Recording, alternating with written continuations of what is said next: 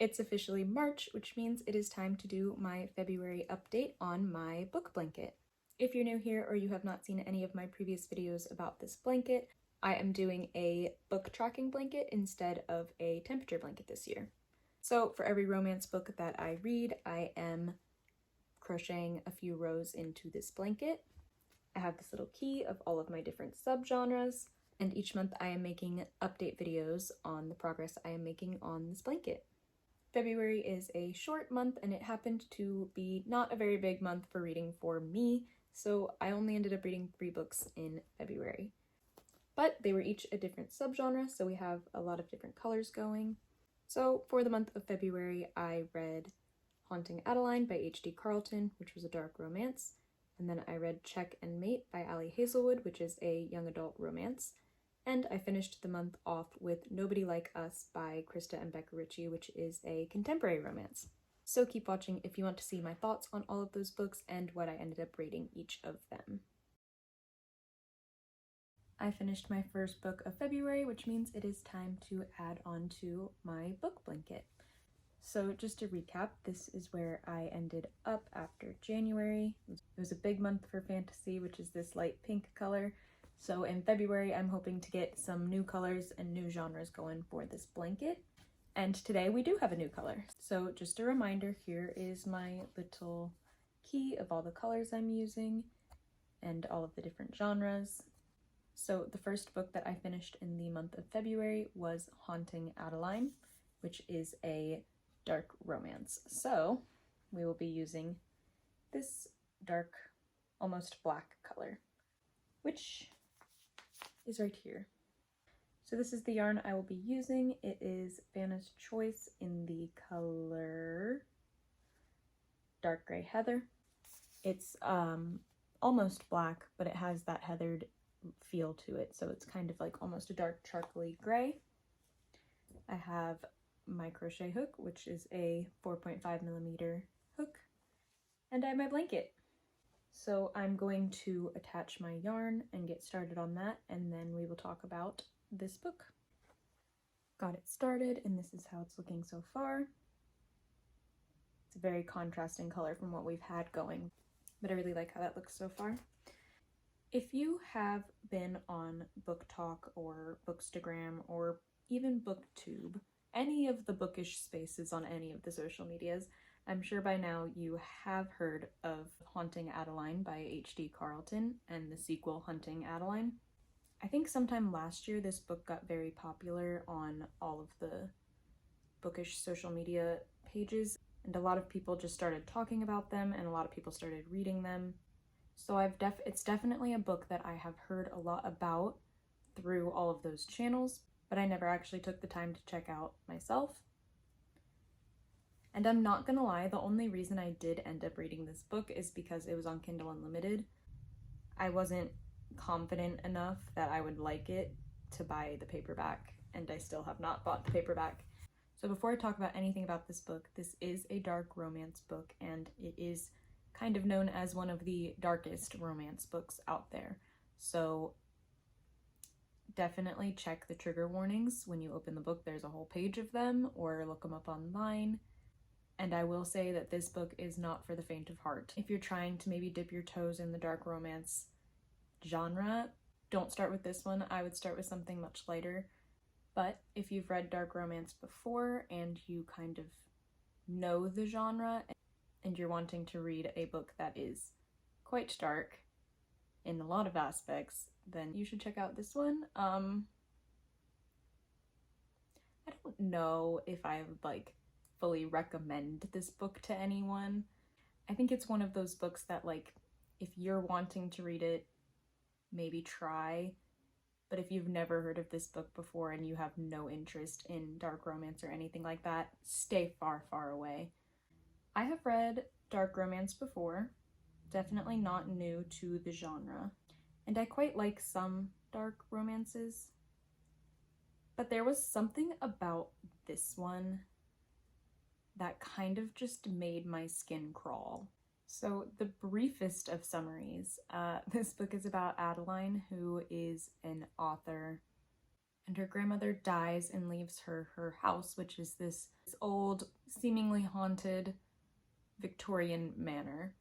Adelaide moves into this house and quickly learns that she has a stalker, and she soon finds out that history is sort of repeating itself because her great-grandmother, who also lived in this house, also had a stalker. So that's all I'm gonna say. That's all I really knew going into this book. I'd seen a few things on TikTok and Instagram. As spoiler-free review as I can give, this book just kind of made my skin crawl at times, and I don't know if it's primarily because I was reading this at night when I was alone in the dark in my own room, and I was reading about a stalker watching a girl that was alone in the dark in her own room, but I thought with how I had heard people talking about this book all over social media that it wouldn't be as bad. But even the more romancy scenes were just kind of like weird to me. It kind of just made me like cringe a little bit while reading them. They weren't like super romancy. Which if you've read the book, you might understand why. By no means was it a bad book. There was definitely some questionable scenes and some questionable things. But overall, the writing and everything was good. I think for me personally, it was just a hard plot to read about and a hard subject to read about. And even though it kind of ended on a cliffhanger, I don't really see myself like reaching for Haunting Adeline, which is the sequel to this one. So I don't know, maybe one day I will be in the mood to re-enter that world and read Haunting Adeline, but this was a nice experiment. And I'm glad I read it because I did really want to see what everyone was talking about. But I guess there's something to say for the fact that no matter how uncomfortable and no matter how much I was like cringing inside, I still couldn't put this book down. Like, I did keep having to read because I wanted to know what was happening and what would happen next. Maybe that was also because I was trying to just figure out why everyone loved this book as much as they did. I could see why people love it, but for me personally, I just don't know if that is my level of dark romance. I don't know if I'm there yet. This book is 550 some pages, so I think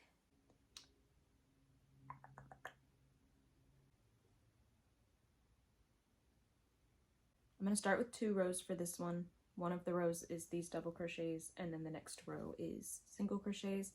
So I'll probably stop after there, but I might do a 3rd row because then I think the next 2 rows would just be single crochets. I don't know. I'm going to figure it out, but I think I'm just going to do 2 rows for this book. So here is my first row. It is all done. I'm going to move on to my second row. So I will come back and show you after I've finished my second row. All right, I finished my second row, and here is how it looks so far. I really like how the black looks. It's nice to get a new color in there. It contrasts very well. So I'll see you when I finish another book. All right, so I just finished my dark romance little section, but I actually finished another book right after Haunting Adeline, which was Check and Mate by Hazelwood. This was Hazelwood's first YA book, so we're going to be using this pink color again, which is right here. This is Red Heart Super Saver in the color Light Raspberry. And this is what I used for my first book for this entire blanket, which was Dungeons and Drama by Krista Boyce. After my dark romance book, I needed a much lighter book, and this was the perfect solution for that. So I'm going to reattach this yarn, and then we'll talk about Check and Mate. So I have started adding on my color. This is how it looks so far. This book is 352 pages, so I will just be doing 2 rows for this one. So Ali Hazelwood is known for her STEM romance books. She is the one that wrote The Love Hypothesis, Love on the Brain, and Love Theoretically. And Check and Mate was her debut into the YA space, the young adult space, which I think is what made me hesitate with this book. I think this book came out in November, and I just now am getting to it. I'm always a few months behind on Ali Hazelwood's books, but with her STEM romances, I kind of knew what to expect from them, and I knew that I would enjoy them, so I was always really excited to read those. And with this one, I kind of just had it on my TBR for a while, and I kind of just waited until it became available on Libby, so I was in no rush to read this at all. I didn't really know what a YA from Ali Hazelwood would look like, and also it was about chess, and I don't know anything about chess, and I didn't know if that would be confusing or what, so I tried to watch The Queen's Gambit when that was like super popular, and I don't think I ever finished it because some of the chess stuff just was so confusing. But I should not have doubted Ali Hazelwood, because if there is one thing that she knows how to do, it's take a very complex subject and somehow make it easy to understand. She's done that with all of her STEM romance books, taking like really complex science themes and making them completely easy to understand for someone like me who has no idea about anything scientific at all. So I don't know why I doubted her, but I really actually ended up loving this book. And I don't know if it's because I read it right after a dark romance book and I just needed something light and happy, but this definitely delivered on that front. So Check and Mate followed Mallory and Nolan. So you very quickly learn that Mallory kind of supports her family, her younger sisters, and her mom. Her mom is sick, so it's up to Mallory to kind of hold the household together. And you also learn that Mallory used to be very good at chess and used to love chess, but something happened that made her now kind of despise chess. Her friend is about to move to a different state for college, and she asks Mallory to compete in one last charity chess event. Mallory begrudgingly agrees to this, and she ends up beating the #1 chess player in the world, who is Nolan Sawyer. Obviously, this is shocking to a lot of the people in the chess community, and Mallory is given the opportunity to work with this company and go to a bunch of chess tournaments. At first, she declines because of her history with chess and the fact that she now hates it. But once she finds out how much money she can earn from chess and playing chess, she takes up the job and she re-enters the world of chess. Now I know that sounds very chess heavy, but even if you don't understand chess, even if you have no interest in chess, give this book a chance, because I seriously think that this might be one of my top Ali Hazelwood books. I will say, I feel like personally this should have been more new adult than young adult. There's definitely a lot of new adult themes in this book, even though it is all closed door. There's definitely a lot of talk of that kind of stuff. So personally, I would say this is more new adult, but they marketed it as a YA, so that's why I'm going with this color. I saw a lot of people that were kind of thrown off at the beginning of the book because there's a lot of like modern things mentioned, like Taylor Swift and TikTok, and just some very modern young references, which I think was Ali Hazelwood's way of kind of showing how young the characters were, and it did not bother me at all. I could see how maybe it could bother some people, but it's really not that bad. It's kind of mostly in the beginning of the book, and then it kind of falls off a bit, but she's kind of known for doing that kind of stuff, so I think if you've enjoyed her other books, you would enjoy this one too. For the most part, I enjoyed Mallory. There was a few times where she kind of got on my nerves, but I had to kind of remind myself that she is 18, and no one really knows what they're doing when they're 18. I mean, you're just trying to get by and enter the adult world, and so I can give her some grace for that. Nolan, I think Nolan was also, he might have been 19 or 20. I don't really remember his age. But I loved Nolan. Oh my gosh. Tell me why the 20-year-old boy in this book is more understanding and more logical than most of the older MMCs in literally any other book. Nolan was definitely like a breath of fresh air from Ali Hazelwood's normal, tall, dark-haired, big MMCs. I know a lot of people's issue with Ali Hazelwood is that some of her characters end up just being written very similarly, especially the men in her books. But I kind of felt like Nolan felt very different to me than Adam Levi or Jack from her other books. There was something about him. I don't know. He just has my heart. So I ended up giving this book 5 stars, and I very much recommend it. It was so good. I really enjoyed the romance between Mallory and Nolan, and I really did end up liking the chess aspect of it all. I'm not sure I learned anything because some of those passages, my eyes just would track the words, but nothing was going through my brain. But it was not confusing at all. It was really easy to understand. And it didn't really matter if you didn't understand the chess part of it. It didn't, like, ruin the plot or anything. I do think it's great that Ali Hazelwood is kind of expanding her genres of books and not just writing STEM romances over and over again. Even if she were to just write STEM romances, I would still read every single one of them because they are very good. But I did really enjoy this YA from her, and Bride came out earlier this month, which is her paranormal romance, and I'm very excited for that one. I have that one on my TBR, and I'm hoping to get to it soon because I've heard very great things about it. So I'm really excited for that one. And I'm happy to see her branching out. I think it is great. So if you're looking for just a cute YA romance book with great characters and a fun chess aspect, then check out this book. I'm gonna finish my 2 rows, but here I have so far. And then I will show you how it looks. Here is my blanket after the 2 rows for check and mate.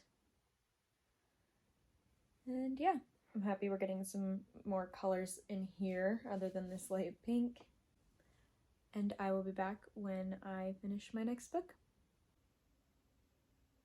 It's now the end of February, and I was able to squeeze 1 more book into February. It was not a big reading month for me. I only ended up reading 3 books in total. So earlier in this video, I had read Haunting Adeline and Check and Mate. And the 3rd book that I was able to finish in February is Nobody Like Us by Krista and Becca Ritchie. This is the 13th book in the Like Us series, which is the 2nd generation series to the Addicted Calloway books.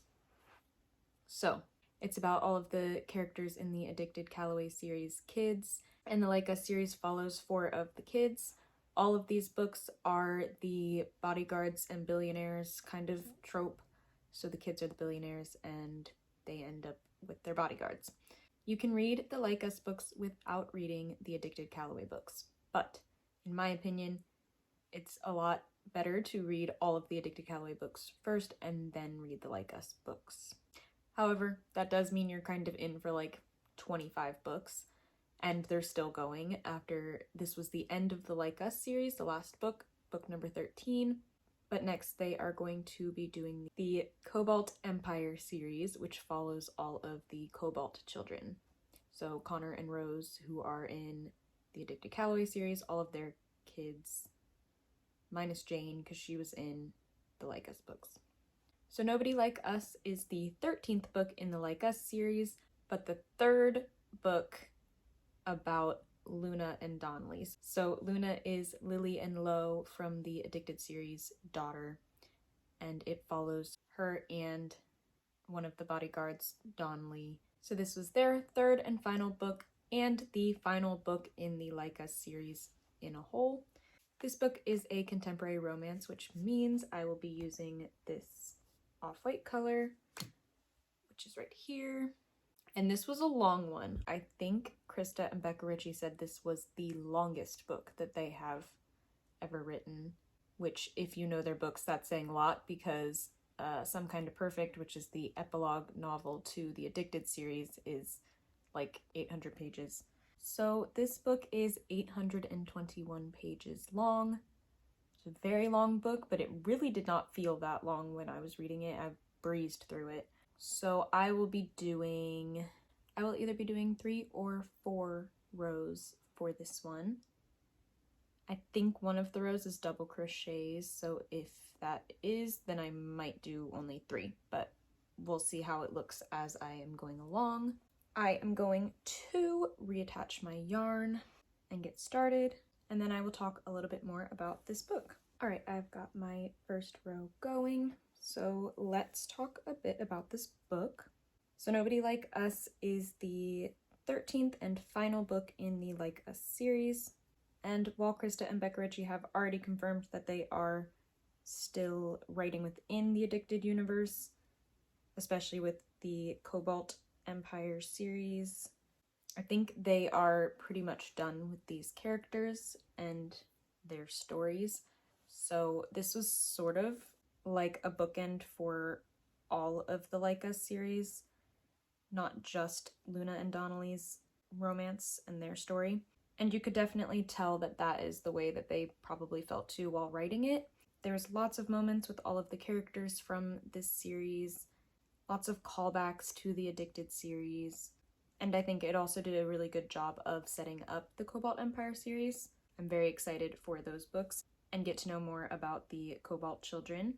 This was the 3rd book about Luna and Donnelly. They had Misfits Like Us, Unlucky Like Us, and Nobody Like Us. I could tell even back in Some Kind of Perfect that Luna was going to be one of my favorite characters in this whole universe, and she still definitely is. I really enjoyed her stories, and I really enjoyed seeing her relationship with her parents, especially in this one. There's a lot of Lo in Luna's books, which he's my favorite character in the Addicted series, so that's kind of fun to see him again, and especially now as he's older and all of the Addicted series characters are parents. So we got to see a little bit in Some Kind of Perfect, but it's kind of fun to see them in this series as well. So if you read the Addicted series and you liked it, maybe give these a chance. I will say they're very different, and if you don't like the bodyguard trope, then you might not like these books because it's literally 13 books all about that. But something about the way that Krista and Becca Ritchie write just like sucks me in, and I swear I could read thousands of pages about these families, and probably have at this point. So I rated this book 5 stars. Was it the best book ever? No. Was it super fun and a great ending to this whole saga of the Addicted universe and the Like Us characters and all of that? Yes. So if you read the Addicted Calloway books, maybe give these a chance. It is super fun just to see all the kids and to see the Addicted characters as parents, maybe grandparents, and I'm super excited to see what they do with the Cobalt Empire. Here's how this is looking so far. I am going to go and finish these rows. I'll check in after each one, but yeah. Here is how my blanket looks after those 3 rows, and I think I'm going to stop there for this one. So for the month of February, I did these 3 rows right here. So we have Dark Romance, which was Haunting Adeline by H.D. Carlton, Young Adult Romance, which was Check and Mate by Ali Hazelwood, and Contemporary Romance, which was Nobody Like Us by Krista and Becca Ritchie. I'll be back probably early April with my March update for my blanket. But yeah, I'm really happy with how this is turning out, and hopefully we get some more new genres going in March. Make sure you like this video and subscribe so you're notified when that video goes up, and make sure you comment book recommendations in the comments down below. I will have the pattern that I am using for this blanket linked in the description down below, as well as all of my social medias.